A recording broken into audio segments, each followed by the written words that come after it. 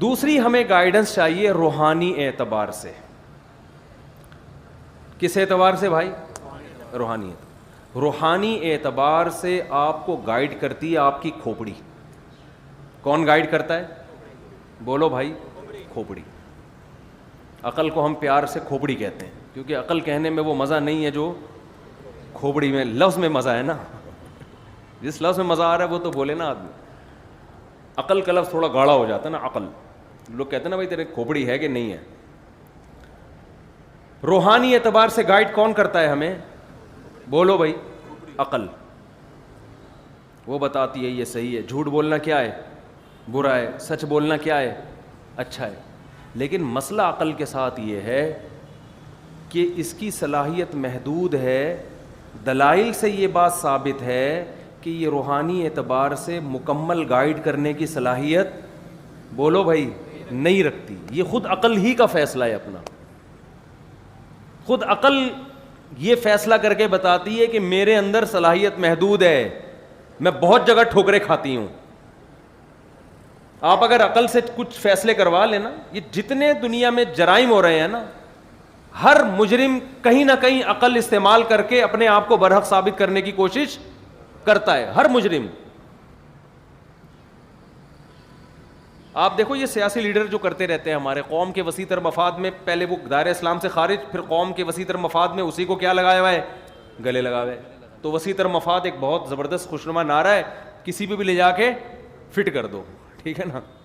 کرتے رہتے لوگ. انگریز نے بوڑھے باپ کو اولڈ ہاؤس میں جمع کرا دیا.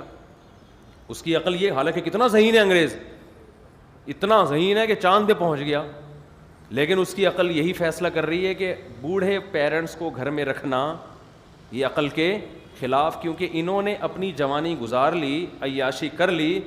اب یہ دوسرے انسانوں جو ان کی جس کو اولاد کہا جاتا ہے ان کی عیاشی میں یہ رکاوٹ بننا یہ عقل کے خلاف. یہ کھانسیں گے بھی, ان کی خدمت بھی کرنی پڑے گی, تو بھائی اولڈ ہاؤس بناؤ, گورنمنٹ پالے, ہم سے ٹیکس لے, وہاں رہیں, یہ سنوکر کھیلیں, ڈبو کھیلیں, کیرم بورڈ کھیلیں, جو بھی کریں, یہ وہاں رہیں. اس کی عقل یہ کہہ رہی ہے, وہ کہہ رہے اس میں کیا حرج ہے بھائی. نہیں آ رہی میرا خیال ہے بات سمجھ. وہ کہہ رہے ہیں اگر یہ ہم سور کا گوشت کاٹ کے کھاتے ہیں تو کیا جا رہا ہے اس میں. ایک صاحب نے کہا یہ ناپاک ہوتا ہے, انگریز نے کہا دھو کے کھا لو. کیسے کھا لو بھائی؟ چائنا نے تھوڑی اور ترقی کی, اس نے کہا جب سور ہی کی, کتے, چھپکلی, بندر, جو مرضی کھا لو. اب آپ عقل سے ثابت کر سکتے ہو کہ کتے انسانوں کے کھانے کی چیز نہیں ہے, عقل سے یہ تہذیب نہیں ہے ثابت. تہذیب کی ڈیفینیشن کیا ہے؟ نہیں آ رہی بات میرا خیال ہے. ایک دفعہ ایک ایتھیسٹ میرے پاس آیا اور کہنے لگا کہ یہ اسلام نے بیٹھ کے کھانے کا حکم کیوں دیا ہے, میڈیکلی تو اس میں کھڑے ہو کر کھاؤ بیٹھ کے کھاؤ کوئی فرق نہیں ہے. میں نے کہا آپ نے کپڑے کیوں پہنے ہوئے ہیں؟ میڈیکلی کپڑے پہن کے بیٹھو یا بغیر کپڑوں کے بیٹھو کوئی فرق ہے اس میں؟ اگر ٹیمپریچر صحیح ہے کمرے کا, یا تو سردی ہو رہی ہے پھر تو کپڑے پہنے نا, ٹیمپریچر بھی صحیح ہے, نارمل ہے, تو کیوں بیٹھے ہوئے ہو؟ کسی ڈاکٹر سے لکھوا کے لاؤ کہ جو کپڑوں کے بغیر گھومتا ہے تو اس پہ فلاں بیماری حملہ کرتی ہے. میں نے کہا بھائی کپڑے پہننے کا میڈیکل سائنس سے تعلق نہیں ہے, اس کا تہذیب سے تعلق ہے. اب اگر آپ عقل سے فیصلہ کرواؤ, خدا کی قسم قیامت آ جائے گی, عقل یہ فیصلہ نہیں کر پائے گی کہ لباس پہننا ضرورت تہذیب میں داخل بھی ہے یا نہیں. بہت سے غیر مسلم ممالک میں ایسی ریاستیں ہیں جہاں لوگ بالکل وداؤٹ لباس گھومتے ہیں. وہ کہتے ہیں انسان کی نیچر ہے بغیر کپڑوں کے پیدا ہوئے, تو لوگوں کا کلچر ہے, کلچر اس کے خلاف بن جائے تو لباس پھر انسان کی ضرورت نہیں ہے. ایک ہندو کا انٹرویو آیا تھا, وہ شکر ہے انٹرویو لیتے ہوئے سامنے اس کے میز رکھ دی تھی انہوں نے, وہ بالکل پیدائشی اب تک وداؤٹ کلاتھس گھوم رہا ہے, وہ بغیر کپڑوں کے گھوم رہا ہے. اس نے کہا عقل یہ کہتی ہے کہ ہم بغیر لباس کے پیدا ہوتے ہیں, تو انسان کی نیچر کپڑوں کے, اگر نیچر میں کپڑے ہوتے تو ماں کے پیٹ سے کپڑے پہن کے دنیا میں آتا. یہ تو بعد میں انسان کا ایک تصرف ہے کہ اس کو کپڑے پہنا دیتے ہیں, اس لیے نیچر یہ ہے کہ انسان کپڑوں کے بغیر گھومے. وہ تو اللہ بھلا کرے جو انٹرویو لے رہے تھے, انہوں نے, وہ ان کے نظریات سے متاثر نہیں تھے, انہوں نے انٹرویو لیتے ہوئے اس کے سامنے میز رکھ دی تھی کہ ہم یہ آپ کی نیچر افورڈ نہیں کر سکتے, اتنے نیچرل ہم, اللہ کا بڑا فضل ہو گیا کہ نہیں. دنیا میں اسی سوچ نے انسانوں کو میلا کچیلا بنایا ہے. گورے اس بات کے معترف ہیں کہ مسلمانوں نے انسانیت کو نہلانا سکھایا ہے. اسلام سے پہلے, مسلمانوں سے پہلے گورے بھی نہیں نہاتے تھے. آپ ان کی ہسٹری اٹھا کے دیکھیں, کیونکہ ان کو نہیں پتا تھا یہ نہانا دھونا کیا ہوتا ہے. بھائی کیوں نہائیں ہم؟ اور بہت سے تو اب تک بھی نہیں نہا رہے, اتنی ترقی کے باوجود بھی اب تک بھی نہیں نہا رہے. دانت صاف کرنا, ناخن کاٹنا. سکھوں نے کیا کہا ہے؟ عقل استعمال کی. انہوں نے کہا بھائی بال جو ہیں یہ قدرتی طور پر اگتے ہیں, یہ انسان کی نیچر ہے, ان کو کاٹنا نیچر کے, بولتے کیوں نہیں بھائی, خلاف. تو انہوں نے کہا یہ کیا بغلوں کے بال مسلمان صاف کر رہے ہیں اور یہ مختلف قسم کے بال, تو بال تو انسان کی نیچر ہے, یہ تو قدرت نے دیے ہیں. جانور کاٹتے ہیں بال. کیا ہو گیا بھائی, کبھی دیکھا کوئی گھوڑا گھوڑی کے بال کاٹ رہا ہو پیچھے سے, تمہاری لٹھیں بہت ہو گئی ہیں تو اب تم اچھی نہیں لگ رہی, یہ گھوڑی گھوڑے کے بال کاٹ رہی ہو کہ آپ ینگ نظر نہیں آ رہے ہمیں تھوڑے سے. کہہ رہے ہیں یار تو انسان بھی ایسا ہی ہے. تو انہوں نے ہر طرح کے بال بڑھانا شروع کی. اور اللہ کی پناہ کہ جو رہے ہیں سرداروں کے ساتھ جن کے بال بڑے ہوئے ہوتے ہیں, وہ کہتے ہیں ایسی بدبو آتی ہے کہ اللہ کی پناہ. وہ ان کو عادت ہو چکی ہے, ان کو نہیں محسوس ہوتا ہوگا, لیکن بہرحال اب یہ ان کا ذاتی معاملہ ہے. بعض لوگ سکھ بھی بیان سنتے ہیں تو وہ خود ہی یہ جو ہے وہ ان کا مذہب ہے, اور ان کی عقل نے ان کو یہی سکھایا. یونائٹڈ نیشن میں بڑے بڑے دنیا کے ذہین لوگ بیٹھتے ہیں, انہوں نے ہومو سیکس پہ بات کی کہ یہ عقل کے کیسے خلاف ہے. انہوں نے کہا یہ تو عقل کے خلاف نہیں, وہ بھی راضی یہ بھی راضی, تو جب آپس میں ایک دوسرے سے انجوائے کریں تو عقل سے فیصلہ کر سکتے ہو کہ یہ صحیح ہے غلط ہے. 10 سال آپ لڑتے رہو گے, بحث کرتے رہو گے, عقل اس بارے میں اندھی ہو جائے گی, خاموش ہو جائے گی. وہ سوچتی رہے گی مگر کسی نتیجے پر نہیں پہنچے گی. زنا ہونا چاہیے یہ معاشرے میں, نکاح ہونا چاہیے. اگر آپ عقل سے فیصلہ کرو تو قیامت آ جائے گی, آپ نہیں فیصلہ کر سکتے. بھائی وہ لڑکی بھی راضی ہے, مرد بھی راضی ہے, تو کیا ہو رہا ہے اس میں, کیا حرج ہے؟ اچھا یہ لوگ وہاں قانون سازی کرتے ہیں جہاں ان کو یہ خطرہ ہوتا ہے کسی پہ ظلم نہ ہو جائے. حالانکہ اگر عقل سے فیصلہ کیا جائے تو جبری زنا بھی جائز ہونا چاہیے, کیونکہ جانور تو جبرن بھی کر رہے ہوتے ہیں یہ کام. لیکن وہاں آ کے کہتے ہیں دنیا میں فساد پھیل جائے گا. ورنہ عقل سے اگر آپ فیصلہ کرواؤ تو عقل تو یہاں بھی اس طرف بھی دلائل ہیں کہ جبر بھی جائز ہونا چاہیے. تو بہت سارے مواقع ایسے ہیں جہاں انسان کا بچہ اس وقت تک نہیں بن سکتا جب تک اس کو صحیح طور پر گائیڈنس نہ ملے. قرآن کا یہ دعویٰ ہے کہ انسان پیغمبروں کی تعلیمات کے بغیر انسان کا بچہ بن ہی نہیں سکتا. ایک حد تک آپ کی عقل آپ کو گائیڈ کرے گی, اس کے بعد عقل ہتھیار ڈال دے گی. وہ کہے گی بھائی مجھے نہیں پتا, مجھے کوئی بتائے گا اور میں اس کی تقلید کروں گا. اسی وجہ سے اللہ نے سب سے پہلے شخص کو پیغمبر بنایا ہے, آدم علیہ السلام کو. اگر دنیا میں ایک انسان پیغمبر کے بغیر آ جاتا, اس کے پاس ہدایت نہ ہوتی, وہ ٹھوکریں کھاتا کہ مجھے نکاح کر کے زندگی گزارنی ہے یا زنا کرنا ہے, اور اس کی عقل اس کو کبھی بھی نکاح کی طرف لے کر نہ آتی. آپ اگر جنگل میں کچھ لوگوں کو چھوڑ دینا, یہ ہمارے بعض ماہر نفسیات 1 نمبر کے پھینکو ہوتے ہیں.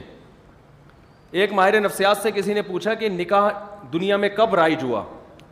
مذہب کے پاس تو اس کا جواب آسان ہے کہ سب سے پہلے تو لوگوں میں نکاح ہی تھا, بعد میں زنا آیا. جیسے جیسے دنیا میں عقل پرستی کا دور آیا ہے نا, عقل استعمال کرنا شروع کی ہے, پیغمبروں کی تعلیمات سے دور ہوئے تو زنا عام ہوا ہے. آپ جتنا ماضی میں جائیں گے آپ کو نکاح کا رواج اتنا نظر آئے گا. حالانکہ ترقی کم ہے, نالج کم ہے, تعلیم کم ہے, لیکن تہذیب آپ کو نظر آئے گی نکاح والی. تو ماہر نفسیات سے کسی نے پوچھا, انہوں نے کہا کہ 4000 سال پہلے نکاح کا رواج دنیا میں آیا ہے. پتہ نہیں کسی گورے کی کتاب میں پڑھ لیا ہوگا. اصولی بات ہے کہ 4000 سال پہلے کیا ساری دنیا کے لوگ بیٹھ کے گول میں اس کانفرنس کی تھی کہ آج سے ہم اس طرح سے ایگریمنٹ کر کے عورت کے ساتھ زندگی گزاریں گے؟ یہ ممکن نہیں ہے کوئی ایسی, کیونکہ اگر آپ لوگوں کو آزاد چھوڑ دو تو 99% لوگ نکاح سے بچیں گے اور زنا کی طرف بھاگیں گے, وہ 99% لوگ. اس سے پتہ چلتا ہے کہ ان کو کسی ایک طاقت نے اس پر مجبور کیا ہے, اور وہ پیغمبروں کی طاقت تھی جنہوں نے ان کو معجزے دکھا کر اپنی نبوت پر ایمان لا کر ان کو زنا کے بارے میں ڈرایا کہ یہ کس قدر عذاب ہے اس میں. تو جتنا آپ ماضی کی طرف جائیں گے آپ کو مختلف قوموں میں نکاح کا رواج اتنا زیادہ نظر آئے گا، جتنا آپ مستقبل کی طرف جائیں گے یہ رواج آپ کو کم ہوتا ہوا نظر آئے گا. اس سے پتہ چلتا ہے کہ کوئی مینجمنٹ شروع میں تھی جس کے تحت یہ سارے کے سارے جمع تھے. اور قرآن یہی دعویٰ کرتا ہے کان الناس امۃ واحدہ، لوگ ایک مذہب پہ تھے. بعد میں دنیا میں بہت سارے مذاہب آئے ہیں اور وہ ایک مذہب برحق مذہب تھا جس کو اسلام سے تعبیر کیا جاتا ہے، وہ پیغمبروں کی تعلیمات تھیں. تو انسان کے کو صحیح اور غلط کی تمیز پیغمبروں کے بغیر نہیں مل سکتی، ناممکن ہے. وہ نہا نہیں سکتا، اس کو نہانا پیغمبروں نے سکھایا ہے، وہ لباس پہننا پیغمبروں نے سکھایا، ناخن کاٹنا پیغمبروں نے سکھایا، فطرت پہ قائم رہنا پیغمبروں نے سکھایا. کیا کھانا ہے کیا نہیں کھانا یہ کس نے سکھایا ہے؟ جب خود سیکھنا شروع کیا تو آپ دیکھو کتے بلی بھی کھانے شروع کر دیے اس نے، اور کتے بلی تک اکتفا کیا ہوا ہے قانون کی وجہ سے. اگر آپ قانون کی گرفت تھوڑی سی ڈھیلی رکھیں تو انسانوں کو بھی کھانا شروع کر دیں گے اور کھایا جاتا ہے. اور عقل یہ کہتی ہے کہ انسان اگر انسان کو کھا لے تو اس میں کوئی حرج بولو بھائی نہیں ہے، کیونکہ جب آپ مری گئے تو قبر میں کیڑوں نے بھی کھا لینا ہے، تو بہتر نہیں کسی وسیم بھائی کو کھلا دو. آپ لوگ کی سمجھ میں نہیں آ رہا تو باقی کس کی سمجھ میں آئے گا بھائی؟ عقل سے آپ فیصلہ کر سکتے ہو کیا؟ یہ کوئی اگر عقل کو لے آئے درمیان میں اور بحث کرنا ہم شروع کر دیں، بھائی ایک آدمی کا انتقال ہو گیا، اب قبر میں ڈالو گے یا آگ میں جلاؤ گے یا کوؤں کو کھلاؤ، گدوں کو پارسی لوگ کھلاتے ہیں، تو کسی نے کھانا ہی ہے نا. قبر میں بھی جو مٹی کھاتی ہے تو پہلے تو کیڑے کھاتے ہیں. تو یار ویسے ہی دنیا میں گوشت کی کمی ہے، جو سے ایک دعویٰ، حالانکہ کمی ومی کسی چیز کی نہیں ہے، لیکن ایک فرض کر لو بقرعید میں مسلمان اتنے کروڑوں جانور کاٹ دیتے ہیں تو پورے سال گوشت اور انسان کا گوشت فل آف پروٹین، تو کیا ہی اچھا ہوگا کہ جن صاحب کا انتقال ہوا ہے آپ ان کے قتلے بنا کے چانپے وہاں پہ بنا کے کھا لیں. تو کیا جا رہا ہے اس میں؟ آپ کو برا لگ رہا ہے، آپ کا چہرہ بھی تھوڑا سا یوں ہوا، یہ اس لیے ہو رہا ہے کہ آپ یوز ٹو نہیں ہیں. گورا یہ کہتا ہے کہ اگر یہ تمہارے معاشرے میں جو عورتیں آدھے آدھے کپڑے پہن کے گھومتی ہیں تمہیں برا لگتا ہے نا، اس لیے کہ تم اس کے عادی نہیں ہو. جب اس کے عادی ہو جاؤ گے تو برا نہیں لگے گا. تو ابھی جو آپ کا منہ بنا یہ مثال پر میں دیکھ رہا ہوں آپ کو بہت غور سے نا، یہ اب عادی ہو جائیں گے تو پھر جاوید نہاری میں کیا ہوگا بھائی؟ پھر تو وسیم بھائی کی نہاری لاؤ یار، وہ سننا چاہیے. آج فلاں کا انتقال ہوا اس کی نہاری لاؤ.